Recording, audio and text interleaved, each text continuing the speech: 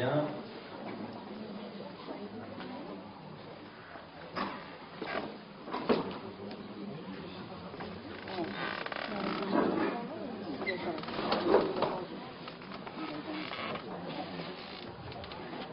Alors, Tov, le thème qui va être abordé ce soir a été donc intitulé La guerre des devoirs.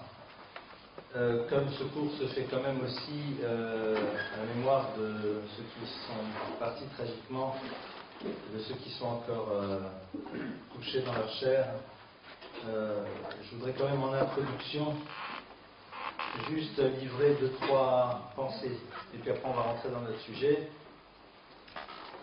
Il y a un texte dans le Midrash de Shir HaShirim qui dit la chose suivante. Il y a un verset qui nous dit Dodi Yara Gano Barugat Abosem Ilkot Ben Hashoshanim. Dodi, mon aimé, Yara Gano est descendu dans son champ. Barugat Abosem, dans le buisson dans lequel il y a de bonnes odeurs. Ilkot Ben Hashoshanim, pour pouvoir cueillir des roses. Dit le Midrash, Dodi Zakadosh Baruch Hu, mon aimé c'est qui? C'est le créateur de l'univers.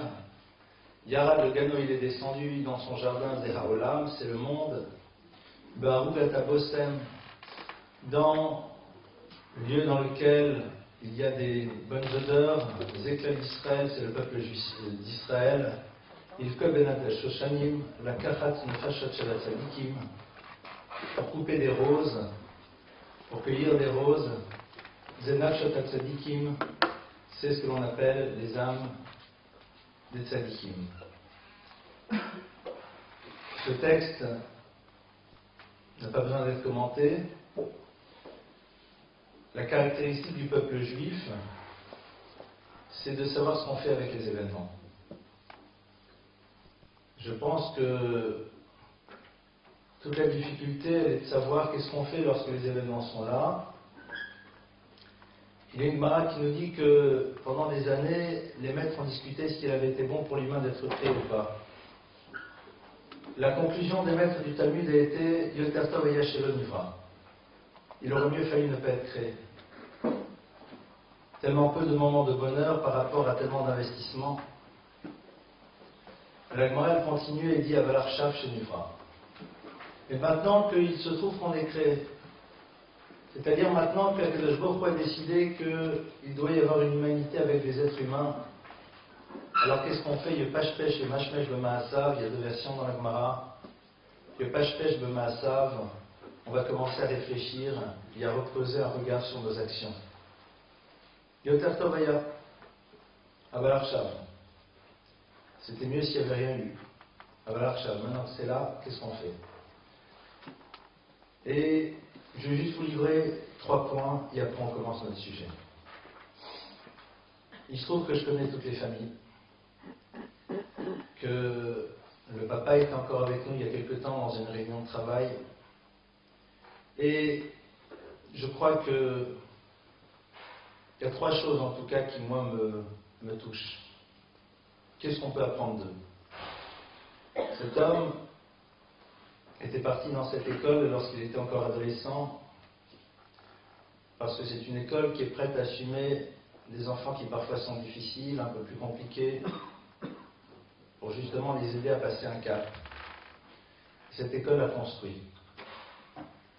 Ce lieu, c'est un lieu dans lequel, en effet, on est capable de s'investir sur des choses difficiles, parce que on a l'espoir que l'investissement que l'on a vis-à-vis même de quelque chose qui est difficile pourra donner des fruits. Il est un de ces fruits incroyables. D'un adolescent en difficulté qui par la suite devient père de famille, se retrouve en Eretz Israël et étudie à l'Yeshiva, et qui quitte le confort spirituel de Jérusalem pour pouvoir venir et avoir de la karatatov, de la reconnaissance par rapport à un lieu qui lui a donné. S'il est reparti là-bas, c'est parce que tout simplement il voulait à son tour donner ce qu'il a reçu. Le sirot nefesh, le don de soi, à karatatov, la reconnaissance. Le don de soi, c'est quoi? C'est la capacité de renoncer. De renoncer à un petit confort et d'être prêt à faire des efforts pour un certain nombre de choses qui en valent la peine. Alors Norvein Bagzatzal disait, un juif doit savoir pour quel idéal il est prêt à mourir, et à partir de là, décider de vivre pour ses idéaux. Alors Volvé, il explique, il dit que tous les jours on dit, et tu aimeras l'Éternel de ton cœur, de toute ta vie. Eux, ils vont aimer de toute leur vie. Clairement, c'est le Chalachachah, dans le plein sens du terme. Alors Volvé, il dit, beaucoup de gens, ils disent, on est prêt à donner notre vie. Seulement, on ne demande pas de donner notre vie. Parfois, elle est prise. Il dit, mais est-ce qu'on est prêt à donner un tout petit quelque chose? C'est quoi ce tout petit quelque chose? 10 minutes de ton sommeil, pour te lever un peu plus tôt. Prier. Un peu de ton confort qui fait que tu vas être obligé de faire un détour par un magasin pour être sûr que ce que tu vas manger serait cachère. Un effort pour se battre pour ses enfants. Les gens sont prêts à donner leur vie. Ne donne pas ta vie. Donne un peu de ton confort. Donne un peu de tes heures. Même pas des heures, des minutes. Pour des valeurs auxquelles tu es censé croire. Leur prouve que tu crois en étant capable de donner quelque chose de toi-même par rapport à cela. Monsieur Routnefesh, Rabbi Miller disait, il y a 50 ans, nous étions dans un monde qui était tout sauf un monde idéal, mais les gens étaient pétris d'idéalisme. Aujourd'hui, on est dans un monde idéal. On a des écoles, on a des restaurants, on a tout ce qu'on veut, mais il est passé où l'idéalisme? Où est passée cette notion d'être prêt à un moment à ne pas juste être quelqu'un qui est un preneur, mais quelqu'un qui est un donneur? Quelqu'un qui est capable de se dire que la vie elle a du sens, et que donner du sens à sa vie, c'est être capable de se dépasser pour des valeurs qui pour nous sont fondamentales. Je crois que ça c'est un petit peu véritablement le point commun. Que ce soit la fille de Rav Monsonego qui a quitté le confort de Jérusalem, d'un lieu dans lequel il étudiait la Torah, pour pouvoir se consacrer à une tâche ô combien ingrate, et de ce père et de ses enfants. Dernier point, et après j'en prendrai l'essentiel du thème de ce soir. Il y a marqué comme ça dans la Mishnah, Chelev bal olam al ivutalin. C'est une Mishnah meforeshet. Chelev, la destruction par l'épée, c'est-à-dire de ces manières violentes, vient dans le monde al ivutalin, parce que tout simplement on pervertit la justice, parce que chacun d'entre nous fait ses petites magouilles, et ce, quels que soient les univers, avec ou sans kippa, parce que chacun d'entre nous décide que c'est lui qui définit les valeurs de la justice, et qu'à partir de là, eh bien, il organise suivant ses propres règles. On ne peut pas à un moment ne pas regarder ce qui a marqué dans les textes. Et dernier point, et je conclue là-dessus, Rav Chaim dans la Gama, dans l'introduction du Shmirat Halashon, de ce livre qui nous parle de comment garder notre langage, le Rav Chaim cite un Zohar, le Shash et Barnash, au moment où l'individu commence à titiller le Nachash, c'est-à-dire à partir du moment où on commence, à travers notre langue, à éveiller ce que l'on appelle le Nachash, c'est-à-dire le serpent. À ce moment-là, il y a des forces de destruction qui vont et qui descendent dans le monde. Il y a des règles. Il y a des règles. Et ces règles, elles existent. Akadosh Baruch Hu crée un univers dans lequel nos actes génèrent des choses. Il a la liberté de tout arrêter comme il le veut. Mais à un moment, on ne peut pas jouer impunément. Pourquoi? Parce que faire du Lashon Hara, c'est décider que la vie de l'autre n'a pas d'importance, puisque je suis prêt à la tuer avec ma bouche. Alors dans ce cas-là, on nous met face à des situations dans lesquelles quelqu'un dit la vie de l'autre ne vaut rien.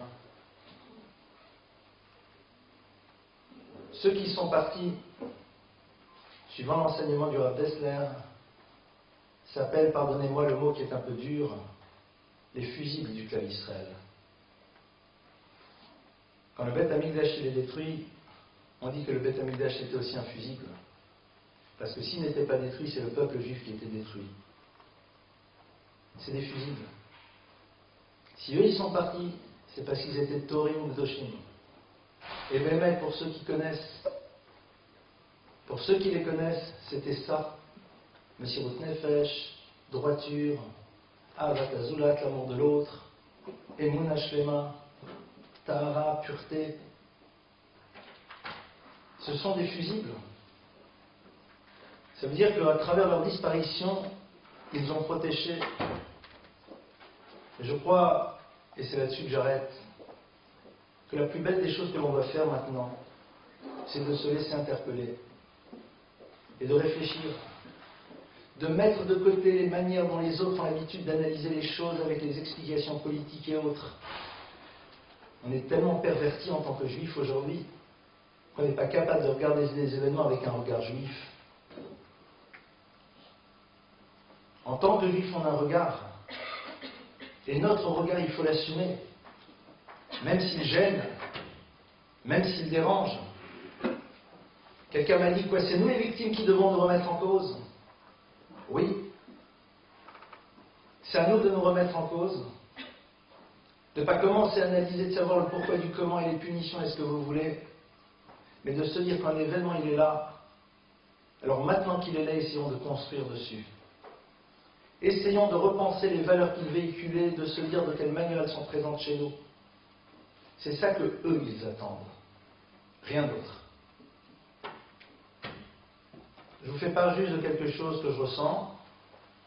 Je peux être donneur de leçons, je vous parle et je me parle. Et c'est pas juste une tournure de phrase, c'est vrai. Qu'on n'ait plus besoin de ça. On est dans la paracha de Vayikra, que ces corbanotes soient les derniers qu'on ait besoin d'offrir. Que les prochains corbanotes soient ceux du voile de Hamikdash. Et qu'on soit capable aussi, maintenant, d'avoir envie d'avancer, de ne pas juste exprimer notre émotion comme les autres nous demandent de le faire, mais d'imprimer une nouvelle dimension dans notre existence. On va rentrer maintenant, si vous le voulez bien, dans le sujet, qui est la guerre de devoirs. Alors c'est vrai que c'est pas simple, parce qu'on va dire, la guerre de devoirs, est-ce que c'est si grave? Ça, c'est aussi la force du plan d'Israël. C'est-à-dire savoir que la vie, quand elle est là, elle continue. Et que notre responsabilité à nous, c'est tout simplement de donner à nos enfants les moyens de se construire et les moyens de réussir.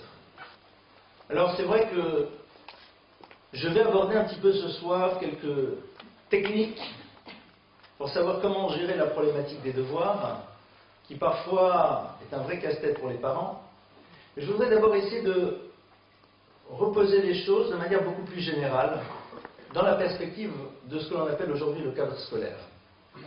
Nous l'avions vu dans un cours, je pense, en tout cas, que l'école c'est un pis-aller, et que, à la base, l'école n'a pas lieu d'être. Pourquoi? Les maîtres du Talmud nous apprennent et nous disent que normalement c'est aux parents d'assumer la responsabilité de l'enseignement.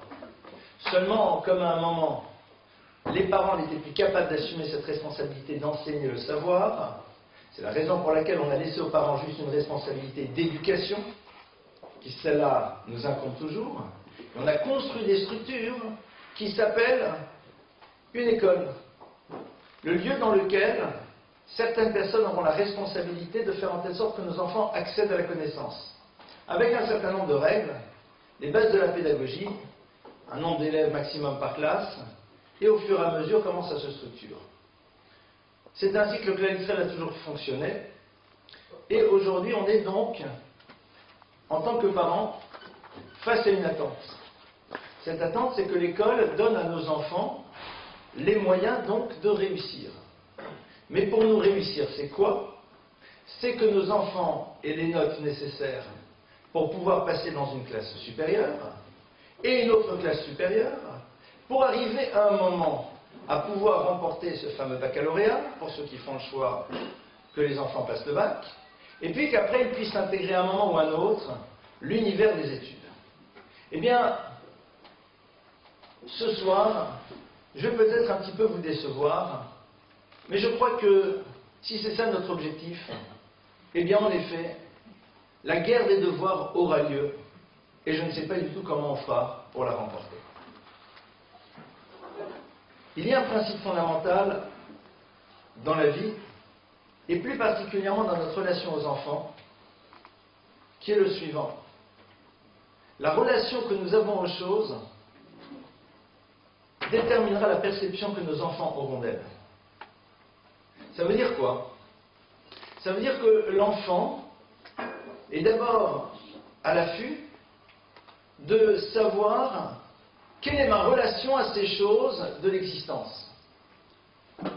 Et ici donc, quelle est ma relation au savoir? La perception que l'enfant aura de ce qu'est le savoir, de ce qu'est la connaissance, va en premier lieu dépendre de la relation que moi j'ai à cette connaissance. Et je vais vous donner un exemple très simple qui est une histoire vraie. Il y avait un jour un homme qui est venu voir un rave et qui lui dit « Je ne comprends pas, nos enfants grandissent dans un univers très pratiquant, très ceci, très cela, et pourtant, ils ne se sentent pas vraiment concernés par leur judaïsme.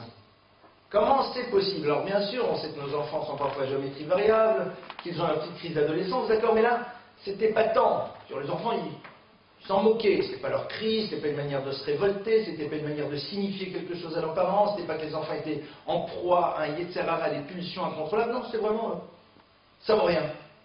Et pas le savorien provocateur qui attend une réponse. C'est vraiment pas intéressant. Et un jour, ce maître est invité chez cet homme qui est tout comme il faut. Hein. Et puis à un moment, l'enfant, Shabbat, fait quelque chose qui est interdit le Shabbat, et le papa dit « C'est pas bien, c'est marqué, c'est pas bien ce que tu as fait. » Le maître ne réagit pas. Et quelques instants après, la carafe en cristal, ou le verre en cristal, je ne sais pas, tombe et se casse. Et là, le père dit « Mais qu'est-ce que tu viens de me casser? C'est honteux. » Et le rav se tourne vers le père et lui dit « Écoutez, la réponse, vous l'avez. La relation que vous avez aux choses définit la perception que vos enfants en ont. L'enfant voit que vous êtes bouleversé par un verre de cristal. Donc il comprend que ça, c'est fondamental. Il voit que ça vous ennuie, qu'à un moment, il ait transgressé le Shabbat. Alors il dit, bon, c'est vrai que c'est important, mais c'est pas aussi important que ça. C'est la règle numéro 1. C'est-à-dire, si nous, en tant que parents, lorsque l'enfant rentre à la maison, nous voyons les devoirs comme étant un pinceau obligatoire par lequel nos parents allons être obligés de passer, c'est ainsi que les enfants les percevront. Même si nous ne le disons pas. Première règle. Alors, a fortiori, si on le dit. Si la première question que l'on pose aux enfants d'un air un peu angoissé, c'est « T'as des devoirs ?» Genre, la soirée va mal se passer. L'enfant comprend parfaitement que les devoirs, c'est pas rigolo, la preuve, c'est que ça plaît pas aux parents. Alors, c'est parce qu'on a des souvenirs de nos propres devoirs, de ces soirées interminables à la lueur de la bougie sur la table de la cuisine en train de rédiger nos devoirs, ou parce que tout simplement ces devoirs vont devoir mobiliser chez nous une énergie que nous n'avons pas envie de consacrer à ça. C'est-à-dire on en veut au système qui va nous obliger maintenant à nous investir vis-à-vis de nos enfants quand ils rentrent à la maison alors qu'on paye tous les mois un certain nombre d'euros. On voudrait que le système permette à nos enfants d'avoir envie, tout seuls, quand ils rentrent à la maison, de faire leurs devoirs. Ça existe. Vous savez, c'est comme les enfants qui vont dormir à 8 heures quand on leur demande immédiatement après s'être brossé les dents. Nicolas et Pimprenel, pour ceux qui ont quelques souvenirs. Ça existe. C'est vrai que ça existe. Il y a des enfants comme ça. Mais on peut faire en telle sorte que nos enfants le deviennent. Et ça va être ça un petit peu l'enjeu de ce soir.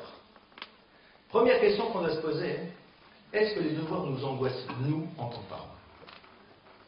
Est-ce que on voit là-dedans un passage obligatoire, ou est-ce qu'on voit là-dedans quelque chose qui nous permet enfin de créer une relation avec ce que l'enfant apprend pour ne pas totalement nous déconnecter de notre responsabilité vis-à-vis d'eux dans l'apprentissage du savoir? Moi, je vais vous dire, dans l'absolu, si aujourd'hui nous pouvions en tant que parents donner à nos enfants la connaissance, quel bonheur! Il n'y a pas de plus grand bonheur que de partager le savoir avec nos enfants. Il se trouve que les configurations dans lesquelles nous sommes l'empêchent en grande partie, pas totalement. Donc on est obligé de passer par le biais de l'école. Mais c'est passionnant de réaliser qu'à travers l'échange que nous avons avec eux au moment des devoirs, nous avons été celui ou celle, ou ceux, parce que ça peut se passer à deux, qui lui ont permis enfin de comprendre cette chose géniale en géométrie qui est passionnante. Qui lui avons permis enfin de comprendre que derrière la grammaire, il y a quand même des règles qui sont très intéressantes. Qui lui ont permis de comprendre comment ça fonctionnait une carte de géographie. Qui lui ont permis, c'est extraordinaire, d'avoir été, nous, en tant que parents, le support à la découverte d'un savoir qui va lui servir par la suite. Et je parle aussi en Kodesh. D'avoir été celui ou celle qui lui a permis de comprendre comment ça s'organisait un verset de la Torah. Que sais-je? Est-ce que nous voyons là-dedans une forme de privilège qui nous est donné de pouvoir participer, nous aussi, à l'acquisition de son savoir, et non pas juste d'être des parents qui sont là pour contrôler. Et ça, c'est une question qu'on doit se poser, nous, en tant que parents. Mais c'est un état d'esprit. Et c'est vrai que ça commence d'abord par ce que je me suis permis de dire en premier lieu. Voyons-nous arriver les devoirs comme étant quelque chose de pesant, de lourd et de difficile, parce qu'ils nous obligent à assumer quelque chose dont on pensait être débarrassé ou pas? C'est la première question.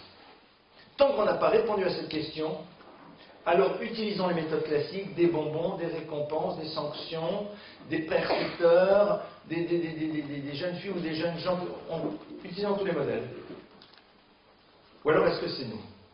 Je pense que les devoirs doivent se passer avec un des parents. Parce que c'est un lieu de rencontre. Les devoirs sont un lieu de rencontre. Un lieu de rencontre au niveau d'un échange intellectuel. Un lieu de rencontre qui va nous permettre de comprendre comment l'enfant fonctionne au niveau de sa manière de structurer sa pensée. Il y a un lieu de rencontre aussi affectif, parce que c'est un moment que l'on ne peut partager qu'avec lui, sauf si on a des jumeaux ou des triplés qui sont dans la même classe. Alors là, éventuellement, il fallait... Mais ça, c'est rare. Et même au niveau, quand il y a des jumeaux, éventuellement, il y a des techniques. Mais c'est un moment génial. On est seul avec lui, parce que les devoirs que l'on fait en CM1 ou en 6e ou en 3e ne sont pas les mêmes que ceux que l'on va faire dans une autre classe. On est en train ici de voir quelles sont ces méthodes pour pouvoir comprendre et réfléchir. On lui apprend à avoir une méthode. Nous sommes totalement proactifs dans l'élaboration de sa démarche qui va être extrêmement nécessaire par la suite au moment où il va construire son existence. On lui apprend comment réfléchir. On lui apprend à analyser un problème. On lui apprend à faire un effort. On lui apprend à savoir dans une leçon comment prendre l'essentiel et mettre de côté l'accessoire. Mais n'oublions pas que ces notions-là, elles sont capitales par la suite, quels que soient les domaines dans lesquels nos enfants évolueront. Synthétiser sa pensée, savoir réfléchir, comment aborder un problème, comment faire une parenthèse pour passer à un sujet plus simple, pour revenir sur le sujet plus difficile. Mais c'est ça qui les construit.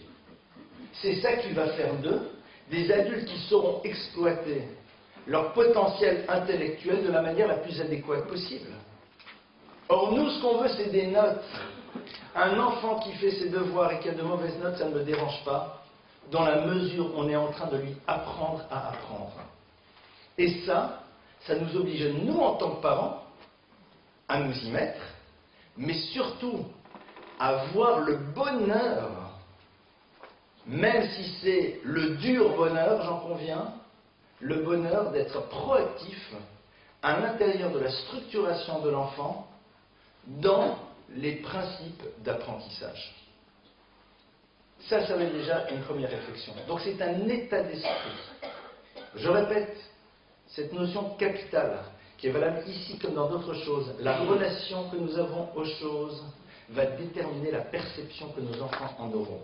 C'est valable sur tout et déjà dans ce domaine. Ça va être déjà le premier point.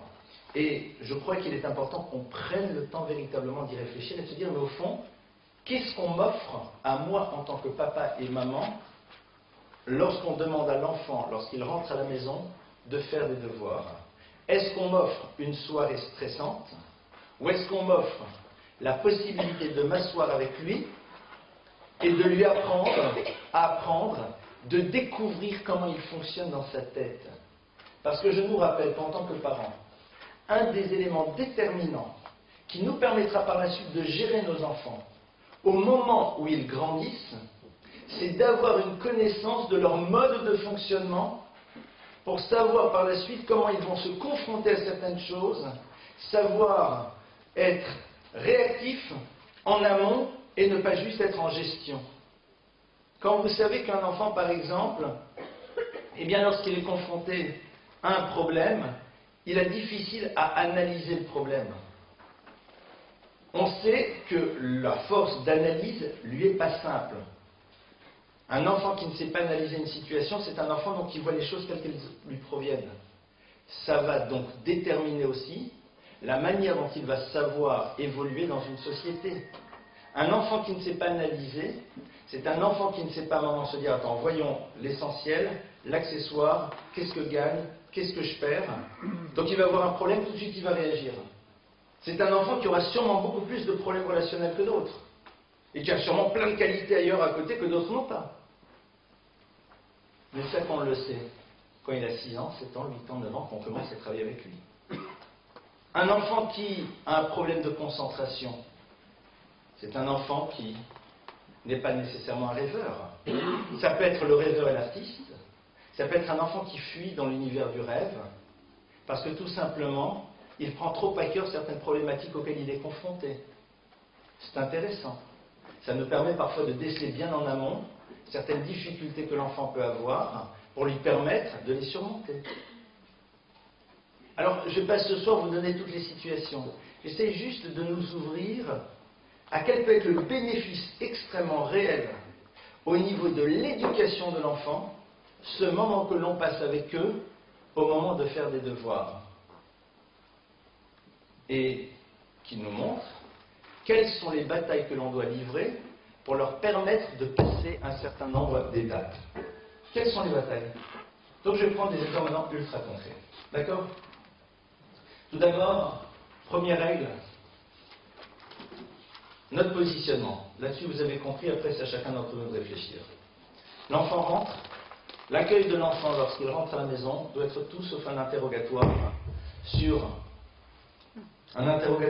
comment s'est passée la journée et surtout, as-tu des devoirs? Parce que d'expérience, nous savons que dans 80% des cas, il en a. Bon. Donc, ça ne sert à rien de lui demander. Parce qu'on espère juste qu'il nous dise non.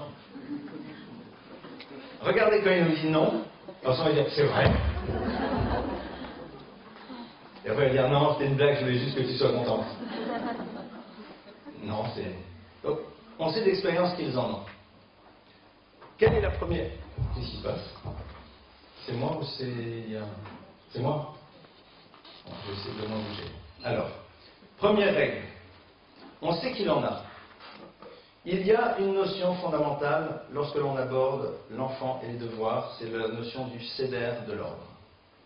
C'est quoi l'ordre? C'est quoi la notion de l'ordre? C'est ce qu'on appelle la gestion de priorité. Il y a une très belle image que donnera Volbe sur la notion de l'ordre. Il dit dans un... Si vous avez un truc...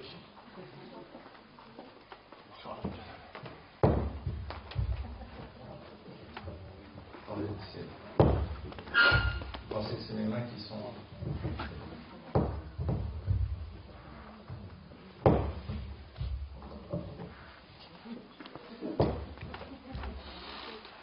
Ça va mieux? Non. Bon, écoutez, comme ça, le chanteur. La pile. La pile, vous pensez? Bah, écoutez, cette soir, on peut faire à ma pile, ça marchera peut-être. Donc, est-ce que vous m'entendez comme ça aussi? Oui. Ça va être plus agréable de le faire comme ça plutôt qu'avec ça. Bon, alors, d'accord. Donc, vous m'entendez bien au fond aussi?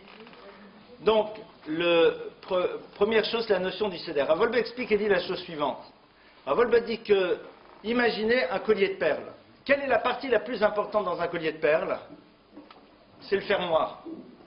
C'est quoi le fermoir? C'est ce qui permet de faire en telle sorte que toutes les perles restent à leur place et confectionnent donc ce collier de perles. Un enfant est à l'image d'un collier de perles, c'est-à-dire il a plein de potentiel, plein de particularités. Notre fonction à nous, c'est de mettre un fermoir pour faire en telle sorte que toutes les choses s'organisent comme il se doit. Première règle, lorsque l'on rentre dans l'univers maintenant technique des devoirs, c'est d'introduire la notion du CEDER. C'est quoi le CEDER? Et c'est là où il y a peut-être une petite erreur. Nous pensons de manière générale que le CEDER, c'est dire, voilà, tu rentres à 16h30, 17h. Je ne sais pas qui c'est. C'est à vous? Alors, c'est pour voir si je sais, pour voir si j'ai la suite dans les idées là.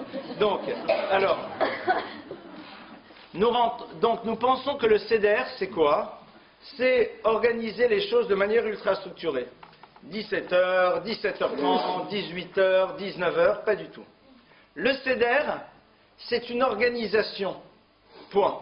C'est-à-dire décider, la Kolzmanvet, il y a un temps pour tout. Ce temps peut être totalement différent tous les soirs. L'idée, c'est d'être capable à un moment de dire à quel moment les choses vont se passer. Nous ne sommes pas tous les jours dans le même état d'esprit, nos enfants non plus. Donc, il est important de savoir que l'essentiel, c'est que les choses soient organisées. Ce soir, l'enfant va d'abord prendre sa douche, et après goûtera, et après mangera son repas, et après ira travailler. Demain soir, il va commencer d'abord à travailler, et après, ce n'est pas le souci. Ce qui est important, c'est d'être capable de dire comment on fonctionne ce soir et d'avoir une vision plus ou moins programmée de la manière dont les choses se passent. Concrètement, lorsque les enfants sont petits, c'est globalement plus ou moins toujours la même chose. Mais c'est important de le savoir par rapport aux enfants lorsqu'ils vont grandir. Pourquoi? Nos enfants, lorsqu'ils grandissent, ont besoin de ce que j'appellerais un espace de liberté. Un espace de liberté se construit à travers un concept qui s'appelle le concept des choix fermés. C'est quoi le concept des choix fermés? Toutes les mamans du monde le connaissent. C'est lorsque vous arrivez avec vos enfants dans un magasin pour leur acheter des habits et que vous allez leur dire « tu peux choisir dans tout ce rayon ». Généralement, ils disent « non, mais je dans l'autre ». C'est-à-dire que tu as un choix, mais il est fermé. C'est un cadre, et à l'intérieur de ce cadre, tu as une forme de liberté. Cette notion-là, l'enfant va en avoir besoin lorsqu'il va commencer à devoir lui-même faire un petit peu seul ses devoirs, et donc, il a cette liberté de s'organiser à l'intérieur d'un cadre qui s'appelle ta rentrée à la maison et le moment où tu vas dormir, qui est un moment plus ou moins posé. À l'intérieur de ce cadre, il peut ce soir décider qu'il a tout de suite envie de se mettre au devoir pour s'en débarrasser. Il peut avoir envie d'abord de se détendre et de manger que sais-je et de faire ses devoirs après. Ça, c'est son choix, ça, c'est sa liberté.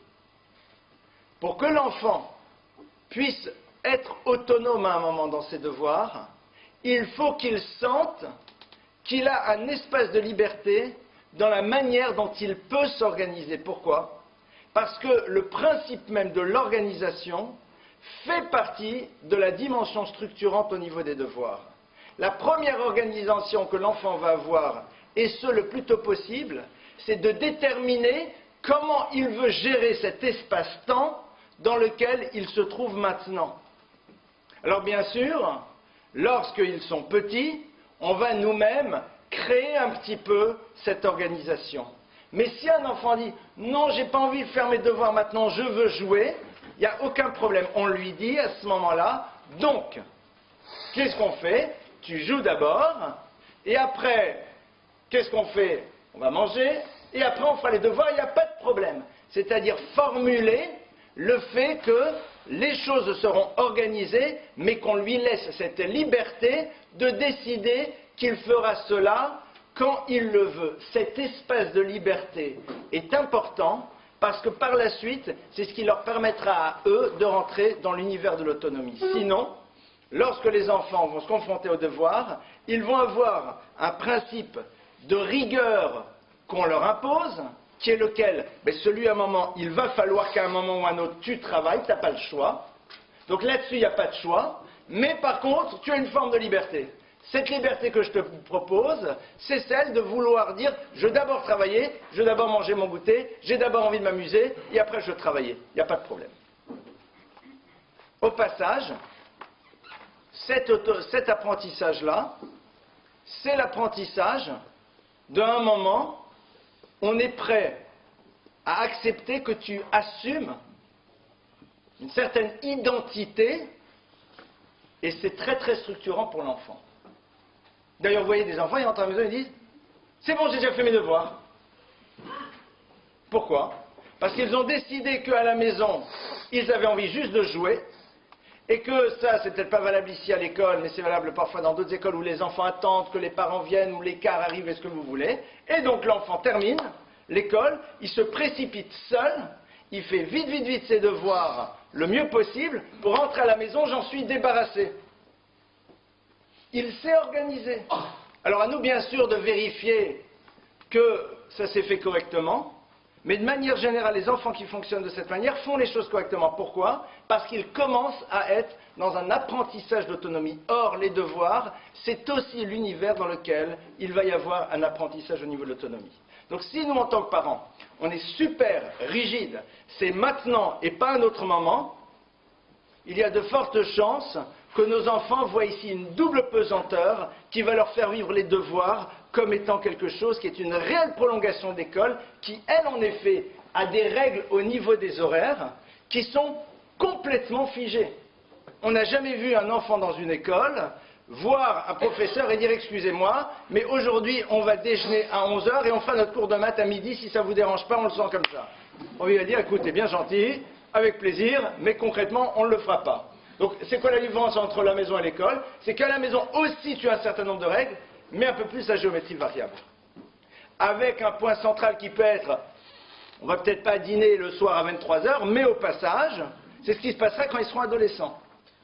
Quand ils seront adolescents, ils auront cette liberté de pouvoir gérer même leur relation au repas quand ils le désirent, à l'intérieur d'une organisation dans laquelle ils seront autonomes, à condition juste que les mamans ne soient pas des serveuses, mais qu'ils se gèrent tout seuls par rapport à cela.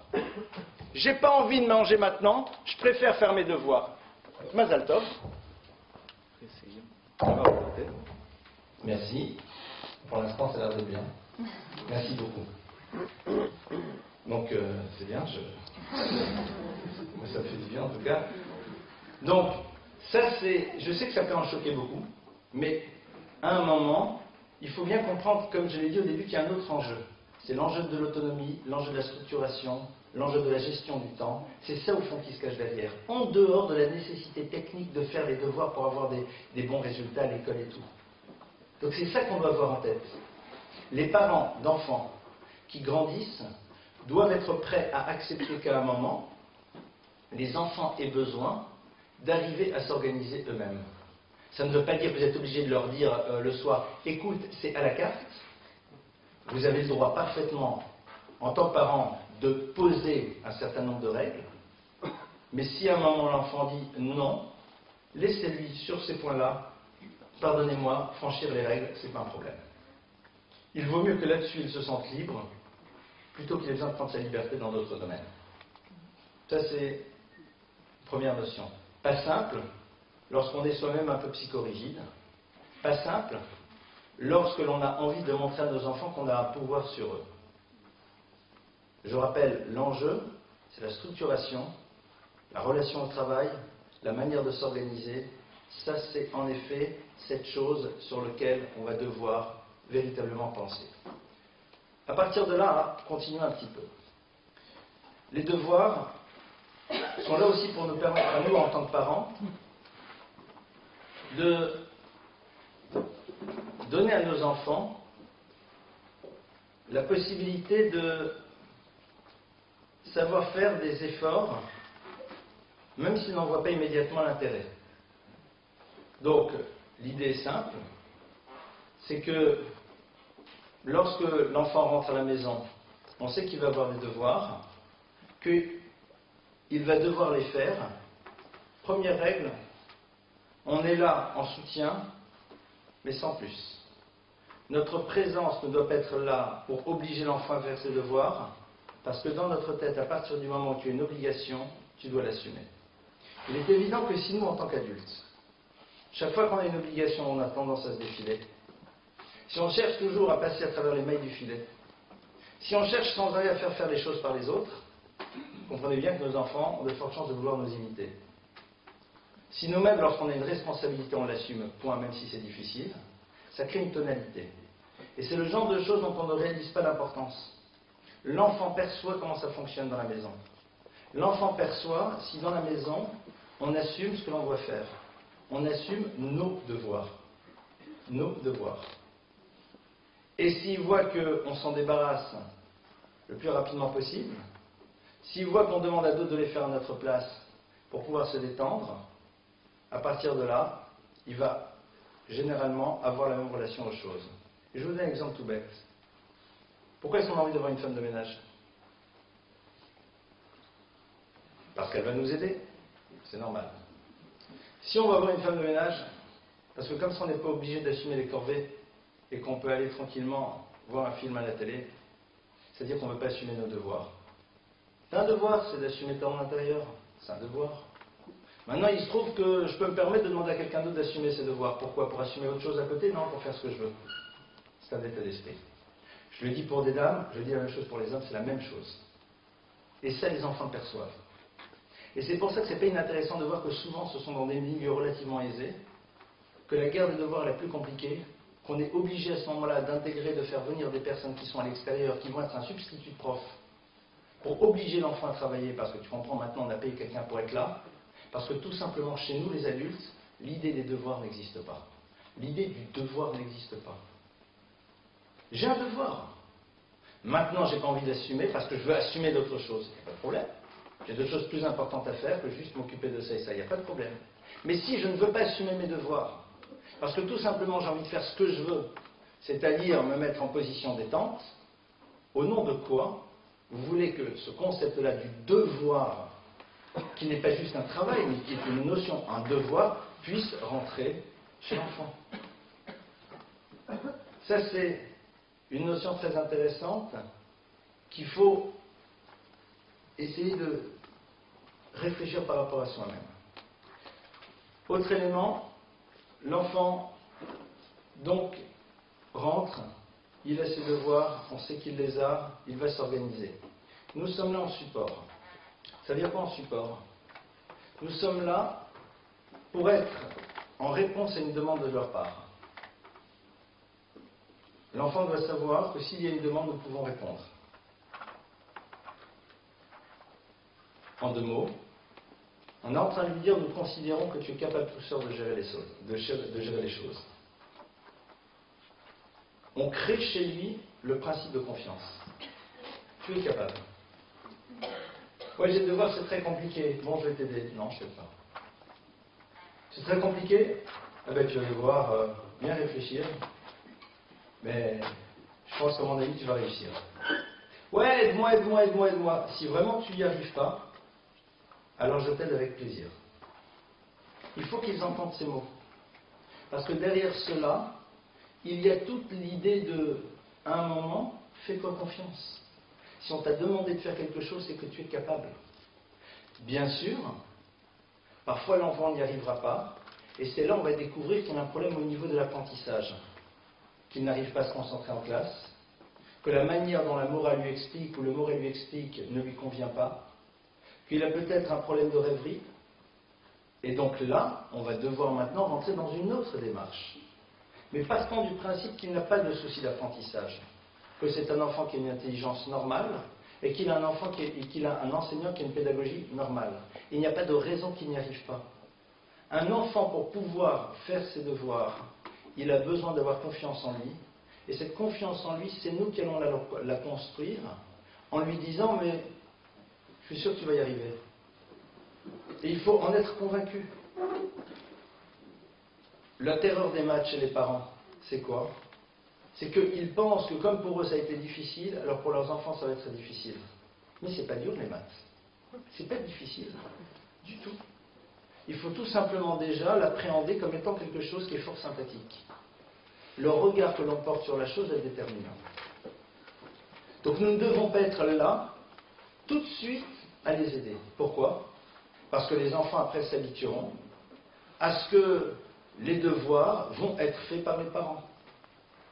Et souvent on retrouve dans les couples la situation pareille, c'est que comme l'enfant ne va pas finir ses devoirs avant longtemps, parce que seul, eh bien c'est plus difficile, on va lui mâcher le travail, et une fois qu'on va lui mâcher le travail, il aura terminé, mais il ne s'habituera pas lui-même à se confronter à une démarche de réflexion pour pouvoir faire. Or, derrière le devoir, il y a quoi? Tu es face à un problème, tu dois y réfléchir, tu dois trouver une solution.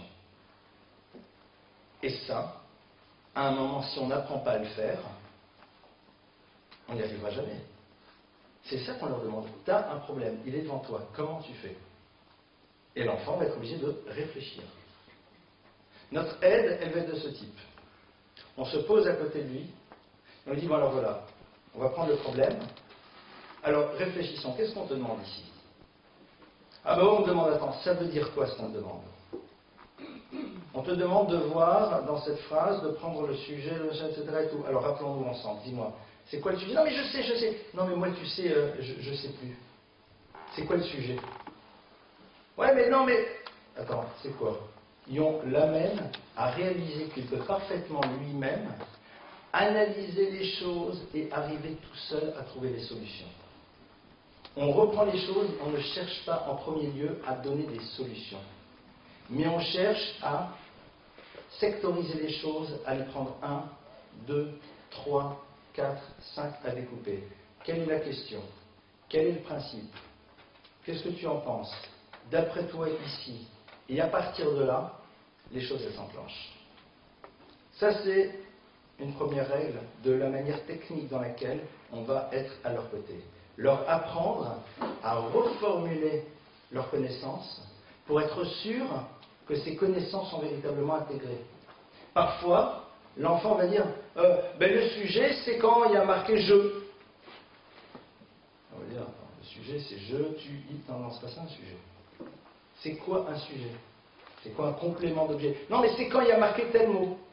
Et que l'enfant s'est habitué à dire, bon, alors un complément d'objet c'est ça, donc ces mots-là c'est des compléments. Il n'a pas compris le concept. On doit lui aider à comprendre c'est quoi le concept, c'est quoi l'idée. Quitte à ce que nous-mêmes, si on a oublié un petit peu, eh bien on reprenne les choses et on les retravaille auparavant. Ah, mais c'était au prof de leur apprendre. Le prof a sûrement bien fait sa leçon, mais je ne sais pas ce que mon enfant en a entendu. Parce que peut-être au moment où il l'a entendu, il était en train de rêver, peut-être qu'à ce moment-là, il était en train de dormir, je ne sais pas. Donc, quand il t'a pas pris le prof, si, le prof lui a sûrement appris. Mais c'est peut-être l'enfant qui a mal entendu. Donc déjà, en étant dans une analyse point par point du problème qui est posé à l'enfant, on va réussir en tant que parent à voir si l'enfant a intégré un certain nombre de concepts. La question clé lorsque l'on fait des devoirs avec un enfant, c'est de lui poser c'est quoi ça? C'est quoi un théorème? C'est quoi une droite? C'est quoi un segment? Explique-moi. Et on va dire un segment c'est ça. Non, explique-moi. Et l'enfant, souvent, va réaliser qu'il ne sait pas vraiment ce que c'est. Il a compris, il fait c'est un truc comme ça tant qu'on va essayer de reproduire. Quand on a compris ce qu'était la chose, à ce moment-là, on peut la manipuler et on peut devenir autonome. C'est comme dans l'enseignement du Talmud. C'est quoi une tioufta? C'est quoi une stira? C'est quoi une contradiction? Non, mais c'est une contradiction. Explique-moi, c'est quoi une contradiction? Mais une contradiction, c'est... Parfois, ils ne savent pas. C'est quoi un kalvachomer? C'est quoi un raisonnement a fortiori? Oui, non, c'est un kalvachomer. Il y a des enfants qui se baladent avec des notions dont ils sont capables de dire les mots, mais ils n'ont pas compris ce que ça veut dire réellement. Et le prof ne le sait pas, nous, on ne s'en rend pas compte, l'enfant arrive plus ou moins à surnager parce qu'il fait un travail d'association, etc., et tout, et de mémorisation, donc il s'en tire plus ou moins bien, mais le principe même de comprendre les fondements de ce qu'il est en train d'apprendre, et par la suite d'apprendre seul à y réfléchir, il n'arrive pas à l'intégrer parce que tout simplement il y a des fondements qui ne se sont pas passés. Donc le moment des devoirs va être de manière maintenant très technique, un moment extraordinaire pour voir et vérifier si l'enfant a compris les fondements qu'on est en train de lui transmettre. Et ça, c'est à nous, en tant que parents, de faire ce travail. C'est à nous de vérifier, ce qui est normal.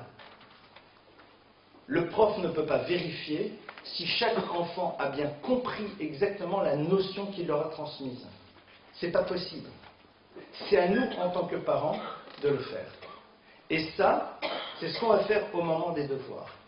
Il faut donc, pour que ce moment de devoir ne soit pas la guerre, bien faire comprendre à l'enfant l'intérêt qu'il a de comprendre des choses, parce que quand l'enfant comprend réellement, il est heureux. Et donc il ne vit plus du tout ça comme étant une forme de punition, parce qu'il a compris, et c'est le prélude à son autonomie. Et après, il est tout content. Pourquoi? Parce que le concept même, il a réussi à l'intégrer. Mais ça demande de notre part, en tant que parent, un véritable effort. Ça, c'est donc une notion extrêmement concrète sur laquelle il y a lieu de travailler. L'autre notion au niveau des devoirs, c'est de savoir parfois prendre la place de l'enfant et de faire ses devoirs à sa place. Vous allez me dire, je viens de me contredire. Je vais tout de suite vous expliquer de quoi je veux parler. Il y a, à un moment, certaines choses qui ne sont pas simples à élaborer pour un enfant. Un exemple, faire une rédaction. Je suis partisan de faire les rédactions à la place de nos enfants. Traduction. Il y a des enfants qui savent écrire, ce sont des Victor Hugo en herbe. Et d'autres qui ont un foisonnement d'idées dans la tête, mais qui ne savent pas comment on fait pour. Lorsqu'un enfant rentre dans l'univers dans lequel il est obligé de rédiger, en tant que parent, on peut lui dicter ce qu'il va écrire, mais qui provient avant tout de nous, pour qu'il se libère et par la suite devienne autonome. Je vous fais un aveu, c'est ce que j'ai fait chez la totalité de nos enfants, qui au début étaient très réticents, disaient « mais c'est pas à toi de la faire ». J'ai dit « avec plaisir, fais-la ». « J'y arrive pas ». J'ai dit ben, « je vais t'apprendre ». Et au bout d'un moment, il dit « non, c'est bon, ça va, plus besoin de toi ». Et ça va très très vite, parce qu'ils vont se passer de nous quand ils seront en interro, et que là, on n'est pas là. Il y a des choses sur lesquelles il faut accepter qu'à un moment, nos enfants bloquent. Et donc à nous de leur montrer le chemin. Parce que tout simplement, ils n'y arrivent pas. Un problème de mathématiques, c'est beaucoup plus simple. Parce qu'on reprend les fondamentaux. Alors c'est quoi telle chose, c'est quoi telle chose, c'est quoi telle chose. Alors maintenant réfléchissons. Et si on fait ça, comment ça se passe? Donc on va faire le problème avec lui et on lui apprend le raisonnement. Et une fois qu'il a compris comment ça fonctionne, alors on reprend une seconde fois, une troisième fois et après ça rentre. Là, il faut bien qu'il ait un exemple. Alors, le sujet, c'est ceci. Alors, on va essayer de... Bon, c'est quoi? Qu'est-ce que tu aimerais raconter comme histoire? Moi, j'aimerais raconter l'histoire d'un petit garçon qui un jour était dehors et puis qui a trouvé ça et puis après il est parti, il l'a rendu au monsieur, le monsieur était très content. Super, très belle histoire. Alors, commençons. Je me promenais... Non, non, mais c'est l'histoire d'un petit garçon. Ah, très bien. Donc, tu veux dire, il y avait un jour un petit garçon? Ouais, mais tu sais, ça fait un peu eu un conte. Je me promenais... Et au fur et à mesure. On passe du temps. On passe du temps. C'est vrai. Mais on sait pourquoi on investit. Là, il y a des choses sur lesquelles certains enfants ne peuvent pas découvrir par eux-mêmes. Ils n'y arrivent pas. Oui, il y a une raison. Ils pourront y arriver de manière très simple par la suite, si on leur a donné un exemple de manière ultra concrète. On a le droit de prévenir éventuellement le ou la prof, si il ou elle est suffisamment intelligente pour comprendre dans quel processus on est. Sinon, c'est pas grave. Je l'assume complètement. Totalement et complètement. Parce que j'ai vu des enfants en souffrance pendant des années, parce qu'on leur avait dit débrouille-toi. Et donc, comme les premières fois ils avaient essayé de se débrouiller, et ça avait donné des catastrophes, ils y avaient mis tout leur cœur, ils étaient persuadés qu'ils avaient fait quelque chose de bien, ils en arrivent après au constat qu'ils seront nuls et qu'ils n'y arriveront jamais. Et donc par la suite, on arrête tout. Il vaut mieux au début qu'ils ne soient pas dans cette difficulté d'avoir investi du temps et de l'énergie et d'avoir pas réussi, plutôt que on se retrouve dans des... Enfin, c'est dommage. Donc ça, c'est dans ce type de matière. On va passer, si vous le voulez bien, pendant quelques instants, à l'univers du Kodesh. Les devoirs de Kodesh. Alors, pourquoi des devoirs en Kodesh? Dans l'absolu, c'est vrai que ça ne devrait pas être nécessaire, parce que le Kodesh, c'est une matière dans laquelle on n'a pas besoin d'avoir des devoirs pour la réviser et pour l'apprendre. Parce qu'elle est au fond le cœur même de la raison pour laquelle un enfant est dans une école juive. Il se trouve qu'il y a des interros.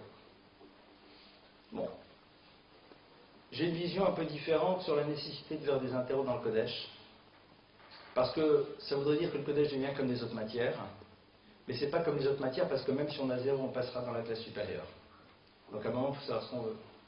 Si tu dis que c'est le même principe que les autres, alors va jusqu'au bout de ton raisonnement. Tu n'as pas le moyen dans le Kodesh, tu passes en classe supérieure, même si tu as 20 en maths. Ça ne fonctionne pas comme ça. Ok. Il se trouve que c'est comme ça que ça se passe. Alors, le devoir de Kodesh, en quoi il est difficile? C'est que l'enfant sait très bien que même s'il ne réussit pas, malgré tout, ça ne l'handicapera pas par la suite. Donc là, on a une difficulté supplémentaire. C'est quoi? C'est qu'on n'a même pas la possibilité de lui dire, tu sais, attention, si tu n'as pas une bonne note, tu ne vas pas passer. Parce qu'il sait que même s'il se prend un petit 10 sur 20, on lui mettra peut-être pas la meilleure appréciation sur son bulletin, mais de toute façon, il passera. Donc, Maïr Patli, qu'est-ce que ça me dérange? Les devoirs de Kodesh sont les lieux dans lesquels on doit faire découvrir aux enfants le bonheur de la connaissance de la Torah. Et donc, d'être dans une démarche, j'ai envie de dire, de superlatif par rapport à ce qu'on est en train de voir avec lui. On est en train de réviser un pasouk, un verset. Ah, waouh! Il faut être ébahi de ce qu'on est en train de faire avec lui. Il faut qu'on voit que dans la matière Kodesh, même s'il y a des devoirs, notre relation aux choses n'est pas la même. Il faut que l'enfant voit que pour nous, c'est une joie de refaire avec lui un pasouk et que nous-mêmes, on est content de le réapprendre même si on le connaît déjà. Il faut que l'enfant voit qu'on est content de découvrir un nouveau texte du Talmud. Il faut qu'on voit quand l'enfant dise « Ouah, c'est super ce que tu as appris là dans cette halakha, j'avais complètement oublié qu'à Pessah, il fallait faire attention que même le Hametz, ceci, cela. » Qui sentent que ça, c'est autre chose. Parce que si on est dans le devoir technique pur, il faut que tu aies fait ton devoir pour que tu aies une bonne note, très rapidement l'enfant verra que de toute façon ça ne change rien. Donc l'enjeu des devoirs de Kodesh, c'est un enjeu capital. C'est la relation que l'enfant aura par rapport au bonheur de l'étude. Il y a des enfants brillants, mais qui par la suite n'ont pas envie d'étudier, parce que tout simplement pour eux, ils ont appris que dans la vie il fallait avoir des bonnes notes, ils ont eu des 18 en Gemara comme ils ont eu des 18 en maths, et le jour où ils ont fini de faire la Gemara, ils ont passé leur bac, ils se sont dit j'ai plus besoin de la Gemara, je passe à autre chose. Et ils n'ont plus envie d'étudier. Pourquoi? Parce qu'il n'y a plus de notion d'obligation. Donc là-dessus, au niveau du Kodesh, il faut se dire c'est quoi mon objectif? C'est que l'enfant perçoive le bonheur que l'on a de pouvoir apprendre. Et que c'est ça au fond qui est le plus agréable. C'est la raison pour laquelle Shabbat, on ne fera pas des devoirs de Kodesh. Shabbat, éventuellement, on va dire c'est génial, on va avoir un peu le temps de réviser à nouveau cette paracha que j'aime tellement. On va pouvoir de nouveau revoir un petit peu cette histoire extraordinaire que tu as appris cette semaine à l'école, c'est génial. C'est-à-dire, il faut que l'enfant voit que nous, on a du plaisir pour nous, en train d'apprendre ce que lui a appris et que l'on réapprend avec lui, même si on le connaît déjà. Ça, c'est donc l'univers du Kodesh. Par la suite, dans l'univers du Chol, reprenons à nouveau le sujet. On va passer dans quelques instants aux questions parce qu'elles vont être importantes, je pense. Qu'est-ce qu'on fait quand un enfant dit « je ne veux pas faire mes devoirs ». J'ai pas envie de faire mes devoirs. Première règle, on compatit. On compatit, on lui dit que Baruch Hashem, on est rassuré parce que c'est normal. C'est normal. On n'a pas envie de faire mes devoirs, j'en ai marre. Faut dire, mais je comprends, je suis d'accord. C'est sûr, c'est normal. Comme un enfant, il rentre à la maison, ça va être l'époque des bulletins, avec des bulletins bien, moins bien. Très bien. L'enfant, il rentre à la maison, le bulletin peut mieux faire. C'est quoi la première réaction qu'on doit avoir en tant que parent? C'est lui dire, mais je pense que tu dois avoir beaucoup de peine. Parce que je suis sûr que tu as essayé d'avoir des meilleures notes et que ça n'a pas marché. Mais c'est vrai. Je connais rarement des enfants qui disent, bon, ce mois-ci, j'ai décidé d'avoir un 4 de moyenne. Parce que, comme ça me plaît. J'aime bien le chiffre 4. C'est mon chiffre fétiche. Rares sont les enfants qui fonctionnent comme ça. L'enfant, il part du principe qu'il va avoir des bonnes notes. Bon, pour avoir des bonnes notes, il faut travailler. Et l'équation travail-bonne note, on l'a pas toujours clair en tête. Ok. Mais on est bien d'accord qu'il aurait aimé nous proposer un meilleur bulletin. Donc il est un peu déçu. C'est que mon bulletin, il n'est pas à la hauteur de ce que j'aurais voulu qu'il soit. Ah, maintenant tu es dans un fantasme, tu penses que les bulletins, c'est les cuculs, les petits oiseaux, ça se construit tout seul. C'est vrai. Que là-dessus, il va falloir maintenant te permettre de réatterrir. On est d'accord qu'il est déçu. Il faut compatir avec nos enfants sur le fait qu'ils n'ont pas envie de faire leurs devoirs. Il faut être d'accord avec eux. Moi, Bémet, un enfant qui me dit j'ai pas envie de faire mes devoirs, je suis d'accord avec lui. Moi, je n'avais pas envie de faire mes devoirs. Je les ai faits. Et au bout d'un moment, ce n'est pas désagréable. Mais si un prof nous disait écoutez, pendant une semaine, je ne faisais pas de devoirs, à part le faillot de service, j'ai jamais entendu oh, dommage. Tu te rends compte, ces Pessah qui nous ont même pas donné des devoirs. Où va l'école? Non, il n'y a pas de devoirs, il n'y a pas de devoirs, mais d'accord. On doit être d'accord. Et après, on dit mais qu'est-ce que tu veux? C'est comme ça, il n'y a pas de choix. Si dans notre vie, quand il n'y a pas le choix, on assume quand même, alors eux aussi, ils arriveront à assumer. Si dans notre vie, quand il n'y a pas le choix, on fait tout pour se débiner, ils feront la même chose. Quand on essaye de trouver des solutions de traverse, ils trouveront les mêmes solutions de traverse. Et les enfants qui trichent et qui copient et qui font des copier-coller, leurs parents doivent parfois se poser des questions, est-ce que nous on n'a pas le même modèle dans notre vie?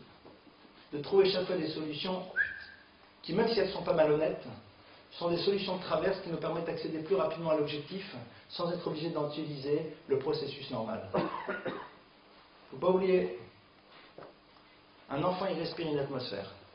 Il faut se poser des questions. Donc une fois qu'on a compati, une fois qu'on est d'accord, on va lui dire mais qu'est-ce que tu veux, il n'y a pas le choix. Ah mais j'ai pas envie quand même. Et de toute façon, tu n'as pas le choix.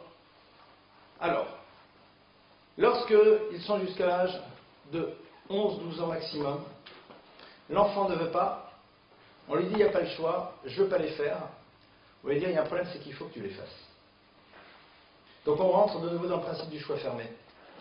Il faut que tu les fasses, mon chéri, je suis bien d'accord que ça t'énerve, tu n'as pas envie de les faire, c'est trop difficile, tu es fatigué.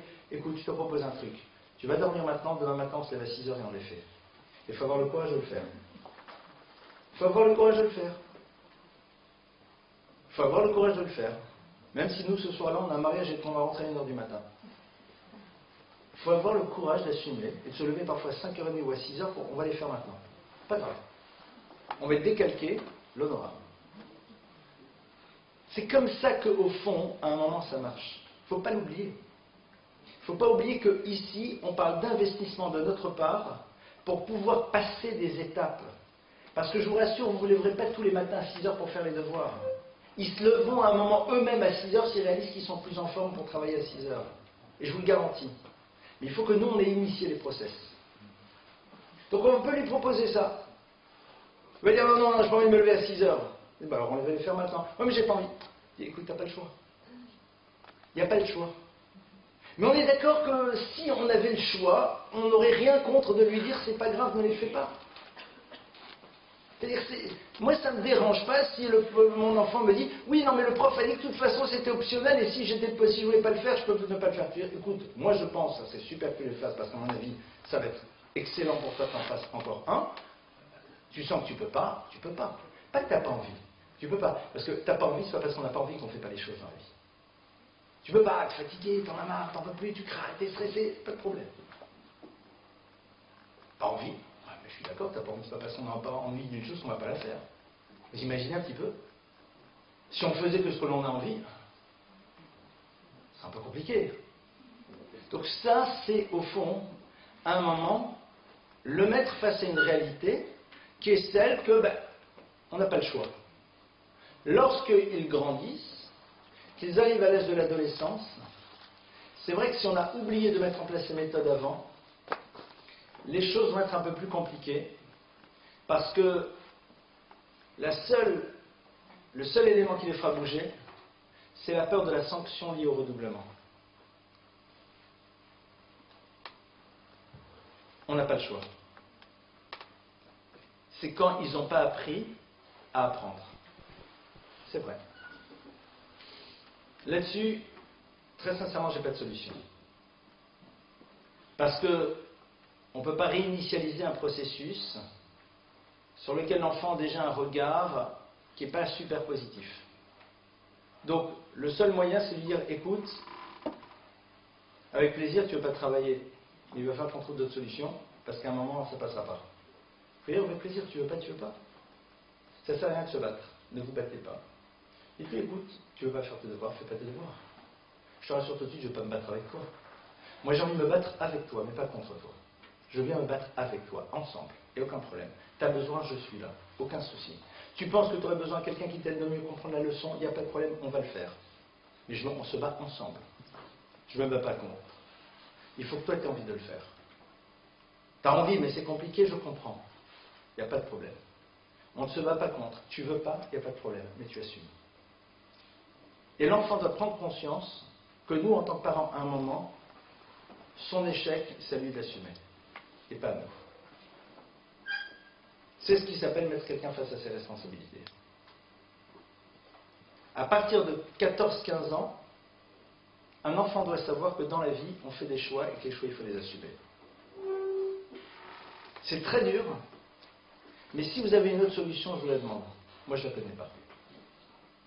Je ne la connais pas en dehors de la petite crise pendant 15 jours, ouais, j'ai pas envie, j'en ai marre de tout, où là, on sait très bien que bon, faut juste négocier un petit virage de temps à autre. Mais si c'est véritablement un état d'esprit, l'état d'esprit, l'enfant doit décider qu'il change d'état d'esprit. C'est son choix. Je ne peux pas faire ce choix à la place d'un adolescent, ce n'est pas possible. Je peux me battre avec lui, je peux lui dire, alors on va voir comment on s'organise, de quoi tu as besoin, on a le droit de lui donner des encouragements, on a le droit, voire même il est recommandé de lui faire des compliments, de lui dire bravo, c'est génial, que la cavode. Et attention au chantage dans lequel on promet aux enfants de leur donner ce qu'ils veulent s'ils font leurs devoirs quand ils arrivent à l'adolescence. À ne jamais faire. Parce que si on fait ça, on rentre